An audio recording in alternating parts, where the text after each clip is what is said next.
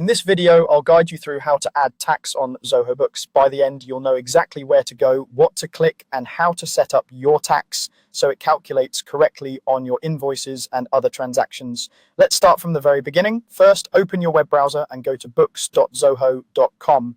If you're not already signed in, log into your Zoho Books account using your usual credentials. Make sure you're in the correct organization if you manage more than one, because the tax settings you're about to add will apply only to the organization you've selected. Once you're in your Zoho Books dashboard, look towards the top right corner of the screen for the gear icon. This gear icon is where all your main settings live. Click on the gear icon to open the settings menu. Whenever you need to adjust how Zoho Books behaves, like currencies, templates, or in this case, taxes, this is the place you'll come back to.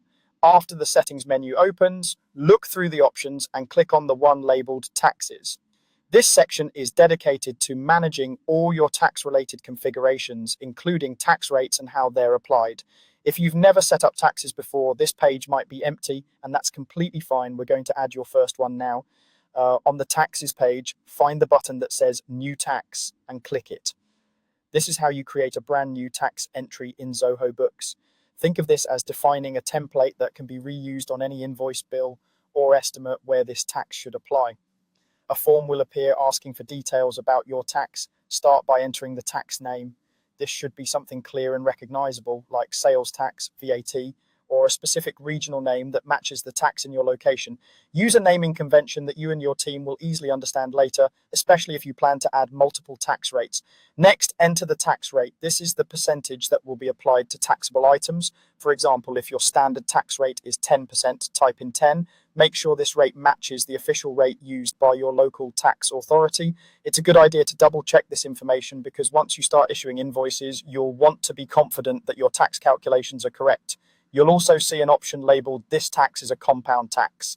You can check this box if your local tax rules require one tax to be calculated on top of another, rather than simply on the base amount. If you're not sure whether your tax is compound or not, it might be worth confirming with your accountant or looking up your regional rules before enabling this. If you don't need compound tax, just leave this unchecked and the system will treat it as a standard tax. When you're satisfied with the name, the rate, and whether or not it's compound, go ahead and click the Save button. Zoho Books will now store this tax and make it available for use. From now on, when you create invoices, bills, or other transactions, you'll be able to select this tax from the tax dropdown and have it applied automatically. That's all there is to it. You've successfully added a tax in Zoho Books, and you're ready to keep your accounting compliant and your tax calculations accurate.